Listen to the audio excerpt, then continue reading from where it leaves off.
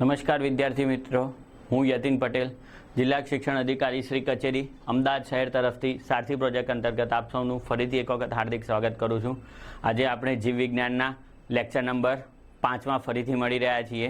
ઠીક છે, આગળ આપણે ઓલરેડી 4 લેક્ચર લઈ ચૂક્યા છીએ. ઘણા બધા એમસીક્યુ સોલ્વ કરવાનો પ્રયત્ન કરી પણ લીધો છે આપણે, અને નીટ ઓરિએન્ટેડ જ અહીંયા લગભગ આપણે વધુ આગ્રહ રાખીએ છીએ કે તમને નીટ ઓરિએન્ટેડ એમસીક્યુ કરાવવામાં આવે. ઠીક છે, તો ફરીથી એક વખત યતિન પટેલ, હું જિલ્લા શિક્ષણ અધિકારી કચેરી શ્રી અમદાવાદ શહેર તરફથી આપ સૌનું હાર્દિક સ્વાગત કરું છું. આપણે લાસ્ટ લેક્ચરમાં જે ચેપ્ટર ચાલુ હતું તે જ ચેપ્ટર આપણે અત્યારે આપણે કન્ટિન્યુ કરવાના છીએ. ઠીક છે, ચલો તો આપણે એમસીક્યુ જોઈશું. પહેલો પ્રશ્ન છે, નીચેનામાંથી કયા આરએનએઝ સૌથી વધુ માત્રામાં પ્રાણી કોષમાં જોવા મળે છે? ઓકે, તો આપણે લગભગ આપણે આરએનએની વાત કરીએ તો આરએનએ મુખ્યત્વે કેટલા પ્રકારના જોવા મળે છે? 3 પ્રકારના જોવા મળે છે. કયા કયા? એક છે એમઆરએનએ, બીજો છે ટીઆરએનએ અને ત્રીજો છે આરઆરએનએ. ઓકે, એમઆરએનએ એટલે કે આપણને બધાને ખબર છે કે જે ડીએનએની શૃંખલામાંથી જે ટ્રાન્સક્રિપ્શનની પ્રક્રિયા દ્વારા એટલે કે પ્રત્યાંકનની પ્રક્રિયા દ્વારા જે તૈયાર થાય છે તેને શું કહેવામાં આવે છે? એમઆરએનએ કહેવામાં આવે છે. ઠીક છે. બીજું ટીઆરએનએ એટલે કે તેને ટ્રાન્સફર આરએનએ કહેવામાં આવે છે, કે જ્યારે પ્રોટીન બનવાનું હોય, પોલીન્યુક્લિયોટાઇડની શૃંખલા બનવાની હોય ત્યારે એક પછી એક ન્યુક્લિયોટાઇડને લાવવાનું કામ કોણ કરે છે?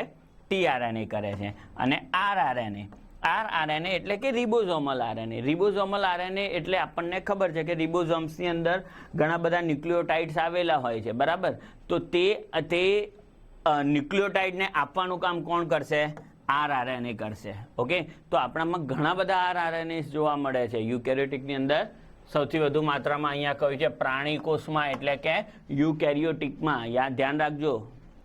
ઓકે, પ્રાણી કોષ એટલે કે યુકેરિયોટિકની વાત કરવામાં આવે ત્યારે આરઆરએનએઝ જે હોય છે એટલે કે ઓપ્શન નંબર ડી, ઓકે, તે સૌથી વધુ માત્રામાં જોવા મળે છે. ઓકે, કારણ કે આરઆરએનએની માત્રા સૌથી વધુ હોય છે યુકેરિયોટિક્સમાં, જ્યારે ટીઆરએનએ અને એમઆરએનએની માત્રા તેની કમ્પેરિઝનમાં કેવી હોય છે? ઓછી હોય છે. ટીઆરએનએસ તો શું કરે છે કે એક પછી એક ન્યુક્લિયોટાઇડને લાવવાનું કામ કરે છે, પણ કોના જોડેથી? આરઆરએનએ જોડેથી, રિબોઝોમલ આરએનએ પાસેથી લાવવાનું કામ કરે છે. તો પ્રાણીકોષમાં સૌથી વધુ આરએનએની માત્રા, સૌથી વધુ આરએનએ શેમાં જોવા મળે છે? રિબોઝોમલ આરએનએમાં જોવા મળે છે. ઓકે, ચલો નેક્સ્ટ ક્વેશ્ચન ઉપર મૂવ ઓન કરીશું. ઓકે, ડીએનએના રૂઢિગત સ્વયંજનનની પ્રાયોગિક ખાતરી સૌ પ્રથમ ખાલી જગ્યામાં દર્શાવવામાં આવી. ઓકે, આપણા સિલેબસની અંદર ડીએનએના રેપ્લિકેશન, ડીએનએનું સ્વયંજનન અથવા પ્રતિકૃતિકરણ શરૂ થાય ત્યારે એક પ્રેક્ટિકલ આપેલો છે, જે કોણે આપેલો હતો? મેસેલ્સન એન્ડ સ્ટાલે. મેસેલ્સન એન્ડ સ્ટાલનો પ્રયોગ તરીકે ઓળખવામાં આવે છે. ઓકે, આ પ્રેક્ટિકલની અંદર આપણે કંઈક આવી રીતે જોઈ ગયા હતા કે ધારો કે એક ઈ કોલાઈ લઈએ છીએ. ઈ કોલાઈ, ઓકે, ઈ કોલાઈને કયા માધ્યમની અંદર આપણે ગ્રોથ કરાવીએ છીએ? N15 વાળા, એટલે કે નાઇટ્રોજન 15, જે હેવી વેટેજ તરીકે ઓળખવામાં આવે છે. ઠીક છે, 20 મિનિટ સુધી. ઓકે, હવે આ જે ઈ કોલાઈમાંથી આપણને ડીએનએની શૃંખલા મળશે. એક આવી 2 પ્રકારની મળશે. ડીએનએની શૃંખલામાં એક શૃંખલાની અંદર N15 હશે અને બીજી શૃંખલામાં પણ N15 હશે. ઠીક છે, ચલો હવે અગેન આ ડીએનએને, અગેન આ શૃંખલાઓને આપણે શું કરવાનું છે? ગ્રોથ કરાવવાનો છે 20 મિનિટ સુધી. કારણ કે ઈ કોલાઈને ગ્રોથ થતા કેટલી વાર થાય છે? 20 મિનિટ. ઓકે, પણ હવે આ 20 મિનિટ સુધી એમને કયા માધ્યમની અંદર આપણે ગ્રોથ કરાવવાના છે? 20 મિનિટ સુધી આપણે એમને N14 વાળા માધ્યમમાં ગ્રોથ કરાવવાના છે. ઓકે, તો 2 શૃંખલાઓ તેમને કેવી મળી? N14 વાળી મળી. 2 શૃંખલાઓ N14 વાળી મળી, અને બીજી 2 શૃંખલાઓ એમને પોતાની જે ઓરિજિનલ હતી તે પ્રમાણેની મળી, એટલે કે N15, અને અહીંયા પણ કોણ મળ્યું? N15. ઓકે, ફરીથી એક વખત તમને યાદ કરાવું કે અહીંયા આપણી પાસે બંને N15 વાળી શૃંખલાઓ હતી, બરાબર? કેમ? કારણ કે એમને કયા માધ્યમમાં ગ્રોથ કરાવ્યા હતા આપણે? N15 વાળા. હવે એમને કયા માધ્યમમાં ગ્રોથ કરાવ્યા છીએ? N14 વાળા માધ્યમમાં ગ્રોથ કરાવ્યા છીએ. તો તેમણે જોયું કે નેક્સ્ટ જનરેશનમાં જે બે નવી શૃંખલાઓ તૈયાર થાય છે તેમાંથી એક શૃંખલામાં કયું લેબલ હોય છે? N15 વાળું, અને બીજી શૃંખલા જે હોય છે સેનાવાળી જોવા મળી તેમને N14. એટલે કે એક જે છે એ પિતૃ શૃંખલા જોવા મળે છે અને એક જે છે એ નવી શૃંખલા તરીકે પ્રાપ્ત થાય છે. ઓકે, ચલો હવે તેને નેક્સ્ટ ફરીથી એને કયા માધ્યમમાં આપણે ગ્રોથ કરાવીએ છીએ 20 મિનિટ સુધી? N15 વાળા માધ્યમમાં ગ્રોથ કરીએ. કેટલા મિનિટ સુધી? 20 મિનિટ સુધી. ઓકે, ચલો તો અહીંયા આપણને પહેલા 4 પિતૃ શૃંખલાઓ લઈ લઈએ અલગ અલગ. ઓકે, આ 2 લઈ લીધી,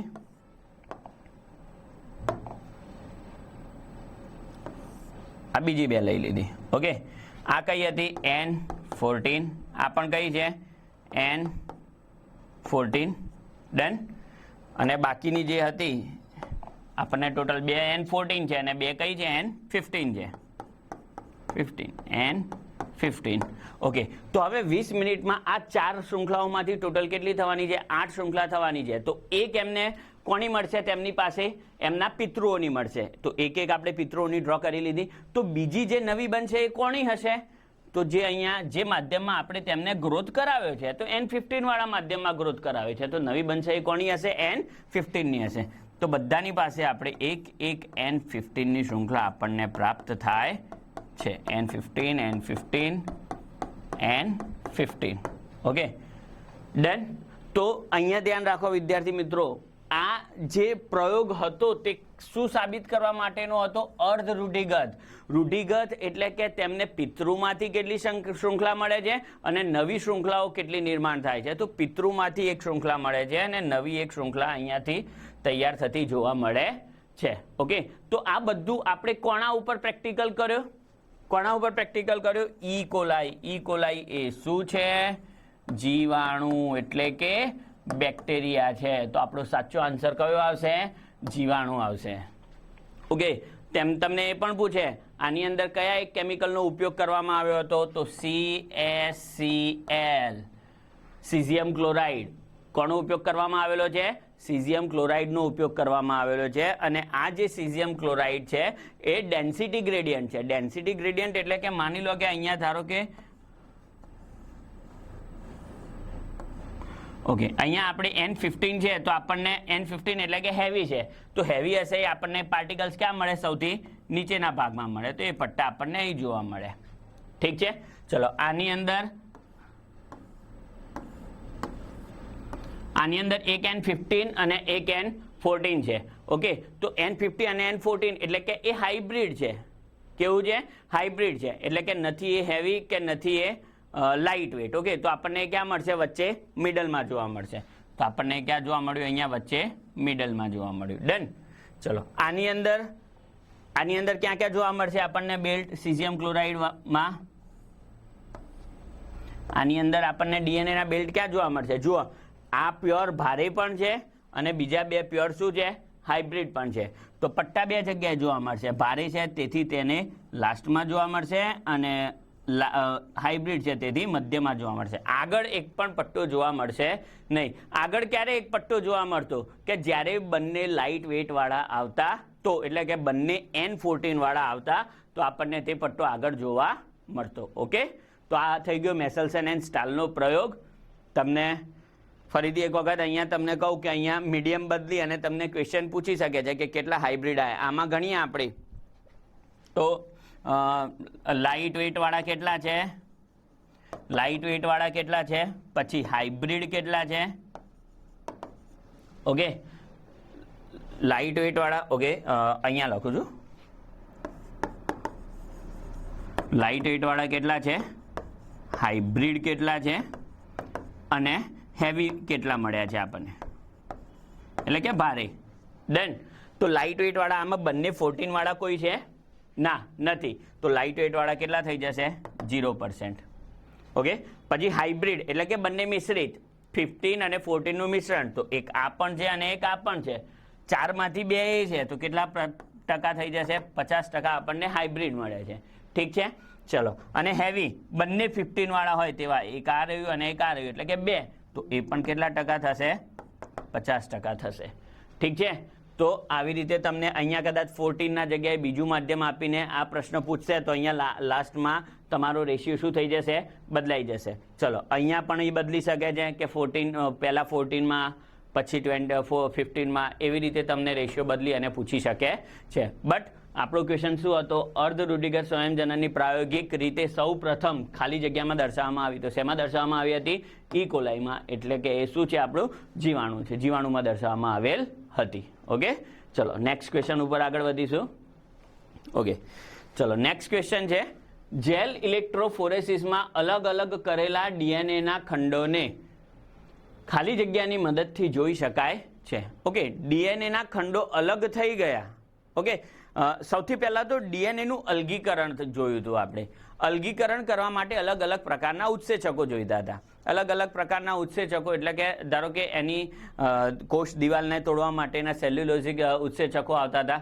ઓકે, પછી કોષ રસ પટલને તોડવા માટેના. ઓકે, કોષરસ પટલને તોડવા માટેના પ્રોટીએઝિસ અને લાઇપેઝિસ એન્ઝાઇમ હતા, કારણ કે પ્રોટીન અને લિપિડનું બનેલું છે. ઠીક છે, કોષરસ પટલ. તો એ પણ એન્ઝાઇમ આપણે તેની અંદર નાખ્યા હતા. અને એના પછી આપણે તેમાંથી શું એક્સટ્રેક્ટ કર્યું હતું? ડીએનએ એક્સટ્રેક્ટ કર્યું હતું. એ કોષનું એ ડીએનએનું અલગીકરણ થયું. પણ તેના પછી આપણે એમાંથી ડીએનએ કાઢી અને તેના નાના નાના ટુકડા કરાવ્યા જેલ ઇલેક્ટ્રોફોરેસિસ પદ્ધતિની મદદથી. ઓકે, તમને બધાને ખ્યાલ હશે કે જેલ ઇલેક્ટ્રોફોરેસિસની અંદર શું કરવામાં આવે છે? નીચે અગારોસ જેલ હોય છે, ઉપર પ્લેટ રાખેલી હોય છે. ઓકે, આ પ્લેટની અંદર અહીંયા ડીએનએના ટુકડા પડેલા હશે. આ બધા ડીએનએના શું પડેલા હશે? અહીંયા ટુકડા પડેલા હશે. ઓકે, તેને એક તરફ પોઝિટિવ ચાર્જ અને નીચેની તરફ નેગેટિવ ચાર્જ. ઓકે, નીચે નેગેટિવ ચાર્જ હશે અને ઉપરની તરફ કયો ચાર્જ હશે? પોઝિટિવ ચાર્જ હશે. હવે જ્યારે વિદ્યુત આપવામાં આવે ત્યારે ડીએનએના ટુકડા કયા છે? નેગેટિવ ચાર્જ છે. ઓકે, ડીએનએના ટુકડા પણ કયો ચાર્જ ધરાવે છે? નેગેટિવ. તો એ કઈ તરફ દોડશે? ઉપરની તરફ, એટલે કે પોઝિટિવની તરફ પોતાનું વહન કરે છે. ડન. જ્યારે પોઝિટિવની તરફ વહન કરે ત્યારે તે અલગ અલગ ભાગોમાં શું થઈ જતા હોય છે? જ્યારે તે પોઝિટિવની તરફ વહન કરે તે તેમની ઘનતાના આધારે ત્યાં શું થઈ જાય છે? સ્થગિત થઈ જાય છે. ઘનતા એટલે કે જે ટુકડો ભારે હશે તે નીચે તરફ રહેશે અને જે ટુકડા હલકા હશે તે ઉપરની તરફ વહન થવા આવે. સમજી લો કે આપણે હું તમને અહીંયા ડ્રો કરું.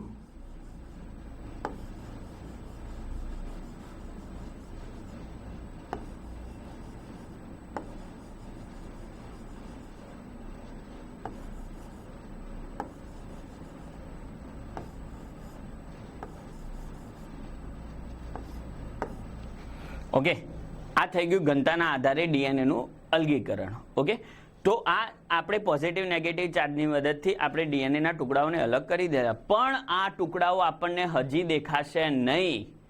આ ટુકડાઓ ઉપર જ્યારે બે વસ્તુ નાખવામાં આવે, પહેલાં શું કરવું પડશે? આપણે તેની ઉપર ઇથિડિયમ બ્રોમાઇડ નાખીશું. ઇથિડિયમ બ્રોમાઇડ નાખીશું એટલે આ બધા જે ટુકડાઓ છે એ શું થઈ જશે? સ્ટેન થઈ જશે. ઓકે, આ બધા જે ટુકડાઓ છે એ શું થઈ જશે? સ્ટેન થઈ જશે, એટલે કે અભિરંજિત થઈ જશે. ઓકે, પછી આ અભિરંજિત થયેલા ટુકડાઓની ઉપર શું નાખીશું આપણે? UV rays. શું નાખીશું? યુવી રેઝ, એટલે કે યુવી રેડિયેશન નાખીશું. ત્યારે આ બધા જે ટુકડાઓ છે તે કેવા રંગમાં આપણને દેખાશે? નારંગી રંગના જોવા મળે છે. ઓકે, તો આ જે ટુકડાઓ છે તેમને જોવા માટે આપણે બે વસ્તુનો ઉપયોગ કર્યો. કઈ કઈ બે વસ્તુનો? એક છે ઇથિડિયમ બ્રોમાઇડ અને બીજું છે યુવી રેઝ. ઓકે, તો સાચો ઓપ્શન આપણો કયો આવશે વિદ્યાર્થી મિત્રો? સાચો ઓપ્શન આન્સર કયો આવશે? યુવી રેડિયેશન અને ઇથિડિયમ બ્રોમાઇડ. ઓકે, કન્ફ્યુઝનમાં નહીં રહેવાનું, બાકી બધા ઓપ્શનને વિચારવાનું નહીં. આપણી જે થિયરી આપણે સાચી સમજી ગયેલા છીએ, બરાબર, તો એની અંદર બે જ શબ્દ આવ્યા છે, ઇથિડિયમ બ્રોમાઇડ અને યુવી રેઝ. તો આપણે સીધો તેનો આન્સર મળી જાય છે. ડન. ચલો નેક્સ્ટ ક્વેશ્ચન. નીચેના પૈકી કયા બંધની હાજરીથી ફોસ્ફરિક એસિડ શર્કરાના 5' કાર્બન સાથે જોડાયેલું રહે છે? ઓકે, ચલો હવે આ શર્કરા ડ્રો કરી લઈએ આપણે પહેલા. આ શર્કરા ડ્રો કરી લીધી. 1 2 3 4 અને આ 5. ઓકે, આની અંદર આ જે 5મા નંબરનો કાર્બન પરમાણુ છે એ કોની સાથે જોડાય છે? ફોસ્ફેટની સાથે જોડાયેલો હોય છે. ઓકે, તો આ જે 5મા નંબરનો જે છે એ ફોસ્ફેટની સાથે કયા બંધથી જોડાય છે? કયા બંધથી જોડાતો જોવા મળે છે? તો ત્યાં આવે છે આપણો કયો બંધ આવે છે? એસ્ટર બંધ. કયો બંધ આવે છે? એસ્ટર બંધ. ઓકે, ચલો હવે અહીંયા તમને કન્ફ્યુઝ કરવા માટે એક આ પણ ઓપ્શન આપેલો છે, ફોસ્ફોડાયએસ્ટર બંધ. અહીંયા ડાયએસ્ટર બંધ આવશે? ના, ત્યાં ફક્ત શું કયો બંધ આવશે? એસ્ટર બંધ. આપણને ફક્ત એટલું જ કહ્યું છે કે કયા બંધની હાજરીથી ફોસ્ફોરિક એસિડ શર્કરાના 5મા, આ ફોસ્ફોરિક એસિડ શર્કરાના 5મા કાર્બન પરમાણુ સાથે જોડાય છે. આ ડાયએસ્ટર બંધ ક્યારે બનાવે? કે જ્યારે આ બીજા કોઈ અહીંયા થર્ડના OH સાથે જો અહીંયા બીજો એક એસ્ટર બંધ બને છે. ઓકે, બીજો એક ત્યાં એસ્ટર બંધ બને છે. જો એ એસ્ટર બંધ અને આ એસ્ટર બંધ બંને ભેગા થાય તો એને ડાયએસ્ટર બંધ કહેવાય છે. બટ આપણને તો ફક્ત શું કહ્યું છે? આ ફોસ્ફેટ અને આ કાર્બન પરમાણુ શેના દ્વારા જોડાયેલો છે? એક જ એસ્ટર બંધ દ્વારા જોડાયેલો છે. આના વિશે આપણે વિચારવાનું થતું નથી. Okay, sorry. ઓકે, તો મેઇન જે છે એ આપણું આટલું જ છે. ડન. તો જે ફોસ્ફેટ છે એ કાર્બન સાથે એક જ એસ્ટર બંધ દ્વારા જોડાય છે, એટલે કે આપણો સાચો આન્સર કયો છે? ફોસ્ફો એસ્ટર બંધ. ફોસ્ફોડાયએસ્ટર બંધ આપણો સાચો આન્સર નથી. ડન. ચલો નેક્સ્ટ ક્વેશ્ચન ઉપર મૂવ ઓન કરીશું આપણે. હિસ્ટોનનો ધન વીજભાર અને આલ્કલીય સ્વભાવ ખાલી જગ્યાની હાજરીને આભારી છે. એટલું યાદ રાખજો, હિસ્ટોન વસ્તુ આવે. હિસ્ટોન એટલે કે આપણે DNA પેકેજિંગમાં ભણી ગયા છીએ. Histone octamer. Okay, histone octamer. કેટલા પ્રકારના હિસ્ટોન પ્રોટીન હતા? કેટલા પ્રકારના હિસ્ટોન પ્રોટીન હતા? H1,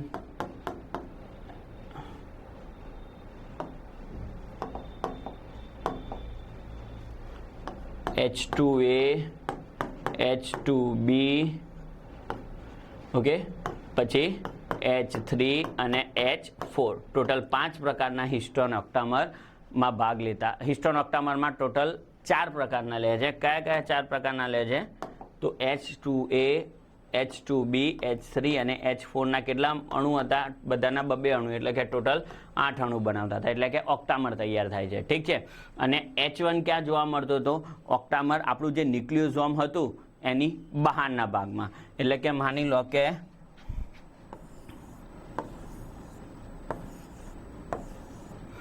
H2A, H2B, H3 અને H4 આ 4 અણુ ત્યાં તેવા 4 અણુ આની પાછળ જોવા મળે છે, આપણને ખબર છે. ઠીક છે. આ બી H2A, H2B, H4 અને H3. ડન. તો ટોટલ આ 8 અણુઓનું એક ઓક્ટામર તૈયાર થાય છે. એને સીધું આપણે આવી રીતે નિદર્શિત કર્યું હતું. બરાબર. તેના ઉપર શું વીંટળાયેલું હોય છે? તેના ઉપર શું વીંટળાયેલું હોય છે? DNA કંઈક આવી રીતે 2 શૃંખલાઓ પૂરી નથી કરતું. કેટલું? 1.75 ટન પૂરા કરે છે. 1.75 ટન એટલે કે કમ્પ્લીટ 2 ટન પૂરા કરતું નથી. જ્યારે આ બહાર નીકળે છે ત્યારે તેની આજુબાજુ એક બીજો હિસ્ટોન પ્રોટીન જોડાય છે, જેનું નામ શું છે? H1. ઓકે, તો આ જે હિસ્ટોન પ્રોટીનો છે, બરાબર, તેની અંદર સૌથી વધુ કયું એમિનો એસિડ જોવા મળે છે? તો તેની અંદર સૌથી વધુ આપણને તેની અંદર કયું? લાઇસિન અને આર્જિનિન. આ બંને જે છે એ સૌથી વધુ માત્રામાં જોવા મળે છે. ઠીક છે વિદ્યાર્થી મિત્રો. તો ફરીથી હિસ્ટોનનો ધન વીજભાર અને આલ્કલીય સ્વભાવ એ ખાલી જગ્યાની હાજરીને આભારી છે. તો લાઇસિન અને આર્જિનિનની હાજરીને આભારી છે. ઓકે, ચલો નેક્સ્ટ ક્વેશ્ચન ઉપર મૂવ ઓન કરીશું. પ્રત્યાંકન એકમમાં પ્રમોટર અને સમાપકના આધારે સમાપક ખાલી જગ્યાના આધારે નક્કી કરવામાં આવે છે. ચલો, તો સૌથી પહેલા પ્રત્યાંકન એકમ તમને હું અહીંયા સમજાવું કે પ્રત્યાંકન એકમ શું છે.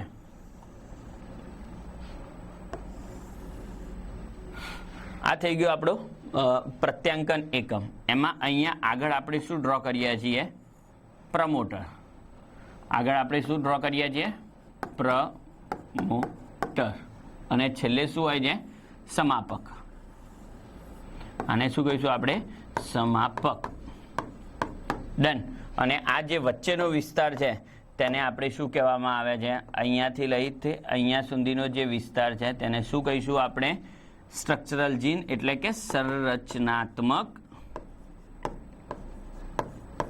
સંરચનાત્મક જીન તરીકે ઓળખવામાં આવે છે. ઠીક છે. આ જે પ્રમોટર અને સમાપકનો વિસ્તાર છે એ સંરચનાત્મક જીનનો ભાગ નથી, એટલું યાદ રાખજો વિદ્યાર્થી મિત્રો. બરાબર. સંરચનાત્મક જીન એટલે કે પ્રમોટર અને સમાપકની વચ્ચેનો જે જીન રહ્યો તેને શું કહેવામાં આવે છે? સંરચનાત્મક જીન તરીકે ઓળખવામાં આવે છે. ચલો માની લો કે આ 5' આ 3' તો આ 5' અને આ શું જોવા મળશે? 3' તરીકે ઓળખવા મળશે. ઓકે. ચલો હવે અહીંયા કઈ શૃંખલાને આપણે સાંકેતિક, સૌથી પહેલા તો એ જોવું પડશે આપણે કે સાંકેતિક, ટેમ્પલેટ, અસાંકેતન, એન્ટીસેન્સ આ બધી શૃંખલાઓ છે શું? ઓકે. તો આપણે અહીંયા હંમેશા આપણને ખબર છે કે જે mRNA બનશે, mRNA જે બનશે એ કઈથી કઈ દિશામાં બનશે? 5' 3' ની દિશામાં બનશે.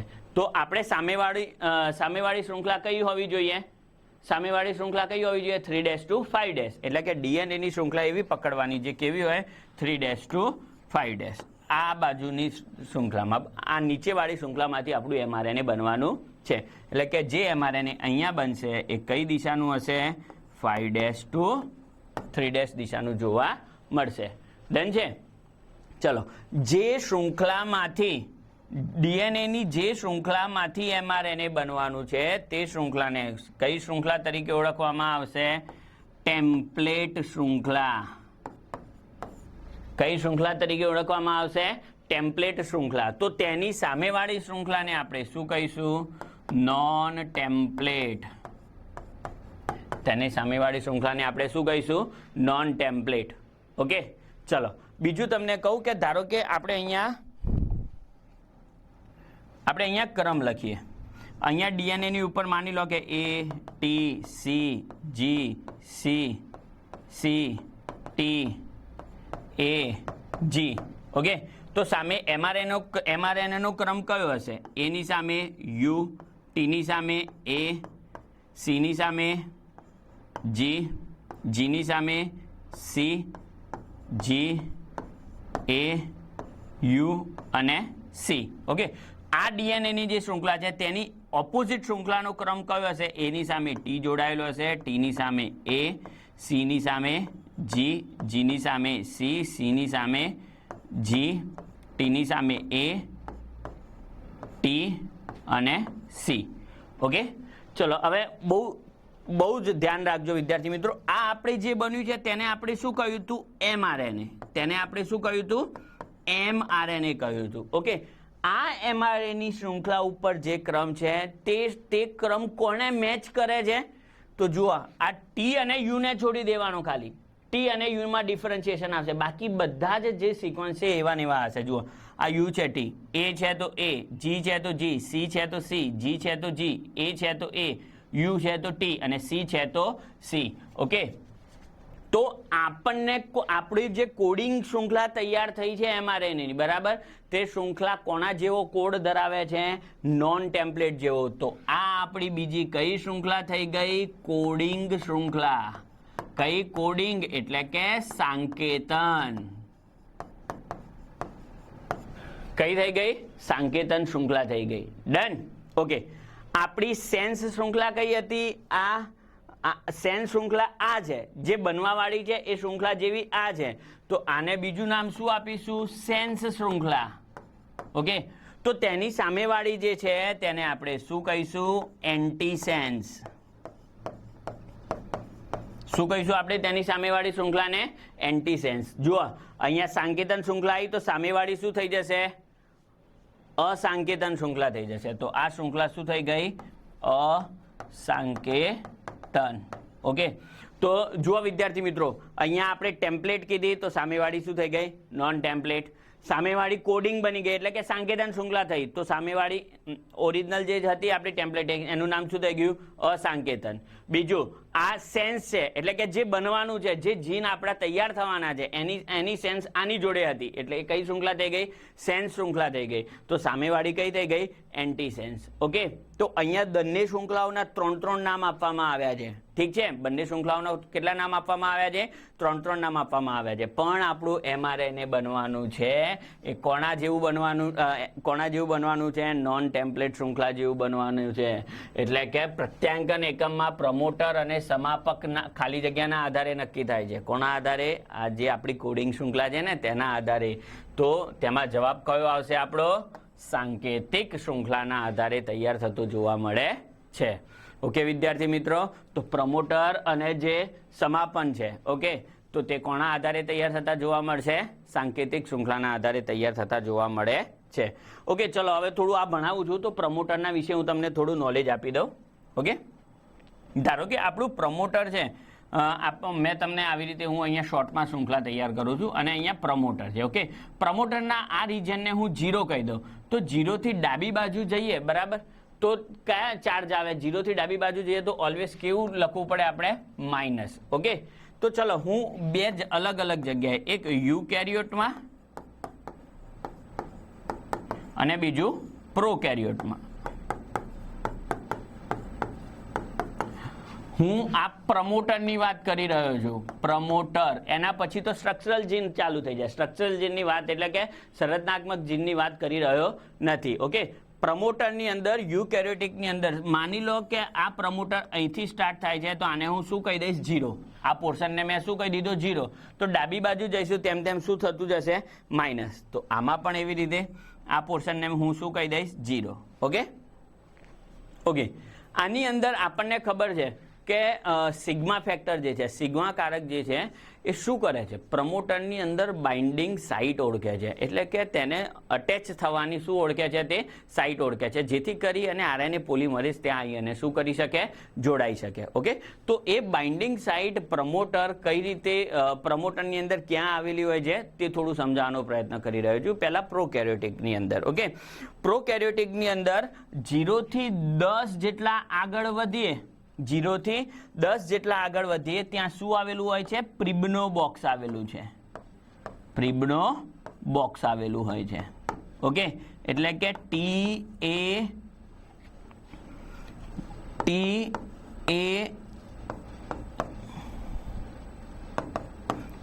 આ સિક્વન્સ આવેલી હોય 0 થી 10 તરફ આગળ વધીએ ત્યારે. ઓકે, અને તેનાથી બીજા 35 સુધી આગળ વધીએ. ઓકે, અહીંયા 10 નહીં કહું, -10 કહીશ અને અહીંયા શું કહીશ? -35 તરફ. ઓકે, -35 સુધી આગળ જઈએ તો ત્યાં શું આવેલું હોય છે? કઈ સિક્વન્સ આવેલી હોય છે? TTGACA.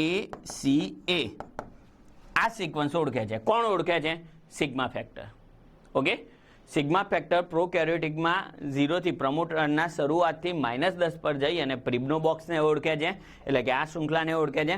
જ્યારે અને -35 પર જઈ અને આ શૃંખલાને ઓળખે. જો આ બંને શૃંખલા જોવા મળશે તો જ સિગ્મા ફેક્ટર ત્યાં અટેચ થશે, બાકી સિગ્મા ફેક્ટર ત્યાં અટેચ થશે નહીં, કારણ કે તે તેમનું સંકેતન કરતી નથી. સિગ્મા ફેક્ટર તેને ઓળખતી નથી. ડન છે? ચલો હવે યુકેરિયોટની વાત કરીએ. તો યુકેરિયોટિકની અંદર જ્યારે 0 થી -20 સુધી પહોંચે છે ત્યારે તેમને કયો બોક્સ જોવા મળે છે? ટાટા બોક્સ. કયું બોક્સ જોવા મળે છે? ટાટા બોક્સ જોવા મળે છે. એટલે કે TATAAT. આમાં કેટલા છે ટોટલ?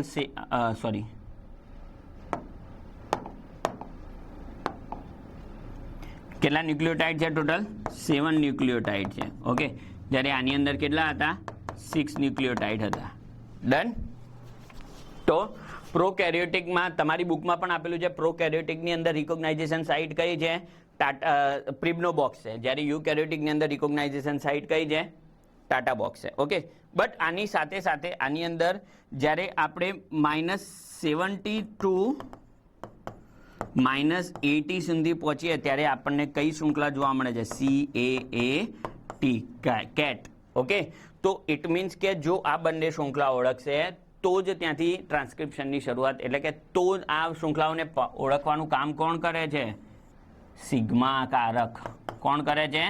સિગ્મા કારક. અને સિગ્મા કારક ત્યાં આવી અને કોને અટેચ કરાવે છે? એની સાથે આવી અને કોને અટેચ કરાવે છે? RNA polymerase. ઓકે, આ જે આરએનએ પોલિમરેઝ છે એ ટોટલ કેટલા અણુઓનો બનેલો છે? આરએનએ પોલિમરેઝ ટોટલ કેટલા અણુઓનો બનેલો છે? 6 અણુઓનો બનેલો છે. કયા કયા? જુઓ, અહીંયા હું તમને ડ્રો કરી અને સમજાવું.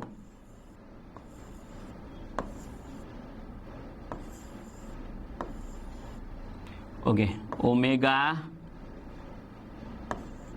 Alpha, beta, beta dash, omega, alpha, 2 alpha અણુઓ અને બીટા ડેશ, અને તેની સાથે એક બીજો અણુ જોડાયેલો હોય છે જેનું નામ શું છે? સિગ્મા. ઓકે, જેનું નામ શું છે? સિગ્મા. આ આખી આરએનએ પોલિમરેઝની સંરચના છે. તેની અંદર આવેલો આ સિગ્મા ફેક્ટર શું કરશે? આ શૃંખલા, આ જે અટેચમેન્ટ સાઇટ છે તેમને ઓળખવાનો પ્રયત્ન કરે છે. પ્રોકેરિયોટિકમાં પ્રિબ્નો બોક્સ, યુકેરિયોટિકની અંદર ટાટા બોક્સને ઓળખવાનો પ્રયત્ન કરે છે. ત્યાર પછી એ ત્યાંથી શું થઈ જાય છે? રિમૂવ થઈ જાય છે. ઓકે, આ જે કમ્પ્લીટ છે એને આપણે શું કહીશું? Hollow enzyme. શું કહીશું? Hollow enzyme. અને જ્યારે તેમાંથી સિગ્મા ફેક્ટર દૂર થઈ જાય, ઓકે, તો તેને આપણે શું કહીશું? Core enzyme. સિગ્મા ફેક્ટર દૂર થઈ જશે ને અટેચમેન્ટ સાઇટમાં અટેચ કર્યા પછી સિગ્મા ફેક્ટર દૂર થઈ જાય છે. ઓકે, તો તેને આપણે શું કહીએ છીએ? કોર એન્ઝાઇમ તરીકે ઓળખવામાં આવે છે. ઠીક છે વિદ્યાર્થી મિત્રો? તો હવે આવી જ રીતના ઘણા બધા પ્રશ્નો લઈ અને આપણે નેક્સ્ટ લેક્ચરમાં પણ મળીશું. ઘણા બધા પ્રશ્નો આ ચેપ્ટરના હજી પણ છે નીટ લેવલના, કે જે તમને જાણવા ખૂબ જ જરૂરી છે. તેની વચ્ચે હું થોડી થિયરી પણ લેતો રહીશ, જેથી આપ સૌને ફિઝિબલ રહે. ઠીક છે? જિલ્લા શિક્ષણ અધિકારી કચેરી, અમદાવાદ શહેર તરફથી હું યતિન પટેલ આપ સૌનું ધન્યવાદ માનું છું. Thank you.